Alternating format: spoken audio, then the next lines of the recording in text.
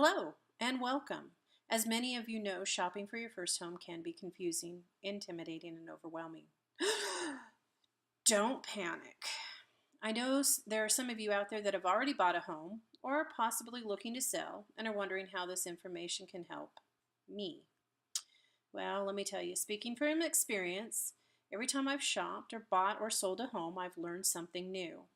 Throughout the years, I've also done my own research. Today, I'd like to walk you through some important steps of what to do and what to look for in a prospective home. Let's start with the three things that you need to do before you start looking. The three things are getting pre-approved, and actually most realtors will require it, making a wish list, and making a shopping checklist. Your pre-approval starts with your bank or your credit union or a loan agency. A loan agency is something like Quicken Loans. There are several types of loans out there. The three most common are FHA, VA, and conventional. You should ask your loan officer which is the right one for you. Another thing you need to know is how much you want to borrow and how much you want to put on a down payment. Every loan does have its own requirements. Getting pre-approved is a time saver as well as letting you know how much you can afford. You don't want to waste your time looking at homes that are out of your price range. And also your realtor will have more bargaining power if you actually do this in advance. Now that you know about getting pre-approved, we can discuss your wish list of needs and wants. It really does help to know what you're looking for before you go looking for it. What are your current and future needs when it comes to the size and location of your home? You might want to pick out several locations because one of them might be out of your price range.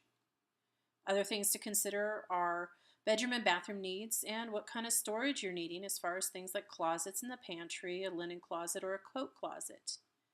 Lastly, what amenities are you looking for? Are you looking for parks and clubhouse, a pool? I mentioned future needs like a growing family or aging parents because you don't want to end up moving a couple years down the road just because that house you've outgrown it and it's become too small. The last thing you want to do is make a shopping list. This is a checklist. Remember to take this checklist with you each viewing. This is going to keep this search consistent. Then you can compare them at the end and make your decision. Some things you're going to want to put on your checklist are the location and square footage, bedrooms and bathrooms, layout, and the amenity that are out there, as well as the condition of each of these items. Now that we've covered the three things that you need to do before you go shopping, let's look at some of the things you should consider when you are viewing a home. One thing though, you are the one that is buying the home, so don't let the realtor rush you into a decision or rush you through the viewing. Trust me, they will do that. The 5 things that I feel important when you go to judge a home are the location and the condition, the construction, the layout, and the amenities. Where do you want to live? Do you want a big place or a small one? Well, if you're thinking of living in the city, there are some pros and cons you might want to consider. Houses are generally a lot smaller and more expensive. Some other things to consider are the noise as well as the crime rate. However, you are close to shopping, recreation, and public transportation. In a managed subdivision, the houses really can vary big and small, but you actually get more for your money there. There's almost always an HOA, and for those who don't know, an HOA is a homeowners association. This can be a good or bad thing. There are fees and restrictions, that would be the bad thing. And there's usually someone patrolling the neighborhood making sure everyone follows the rules. This would be the good thing. And you're probably confused as why, but this does keep the market value up. These areas usually come with clubhouses, parks, and pools. Living out of town, well, it also has its pros and cons. Typically, your homes are larger and less expensive. But you're going to probably be living some distance from the shopping areas, recreation, and other amenities. Regardless of which you do choose, you may or may not like the school district you're in. This is something to consider before you decide on an area. The next thing you might want to consider is the actual condition of the home. When you buy a new construction home, you will get a warranty, and you'll, for the most part, get to choose some of your finishings. Finishings are countertops, floors, the paint color. The downfall to all of this is it will cost more than a home that's only a couple years older. Homes that are just a few years old may still have some warranty left in them, and they'll cost less than new construction, but they may need some repairs.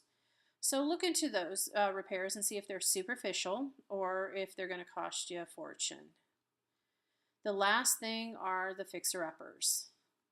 They are going to require work and money. Don't fool yourself.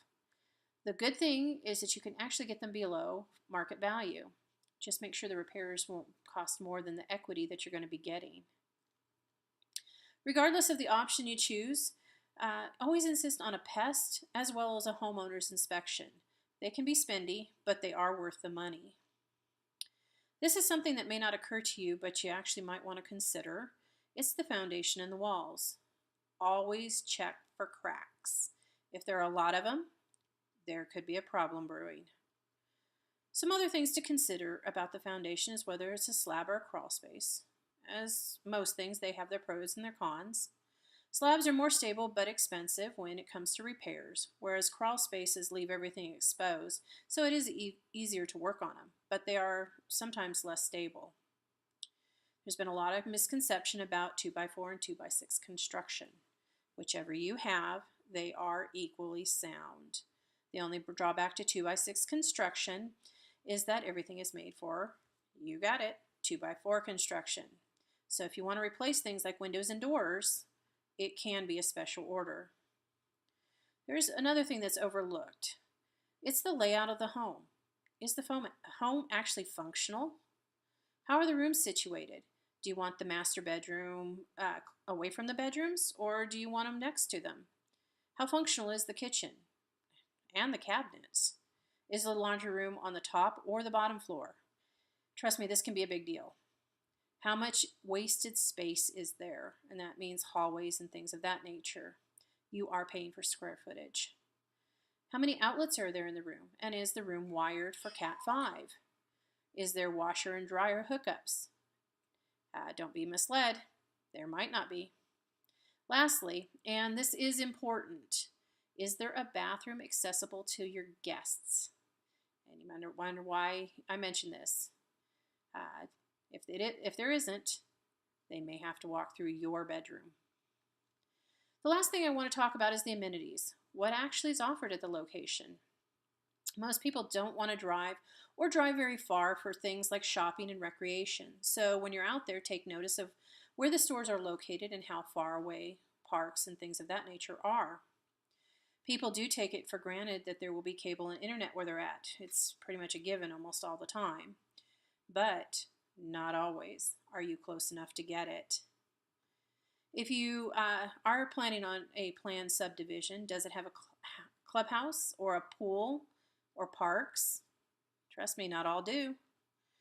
It's always a good thing to ask your realtor about the subdivision amenities, their restrictions, such as parking, and their fees. Sometimes you'll reject a house for this because they could be pretty high. Keep in mind there are more things to consider than what I've just mentioned, but these things could potentially keep you from buying a home. I know your head's probably spinning right now. We have covered a lot of things. Always remember your shopping lists, and they will take some of the confusion out of shopping. Shopping for a home can be confusing, intimidating, and overwhelming. Again, don't panic. If you get pre-approved and have your lists, you can go out there with confidence, knowing that what you're looking for.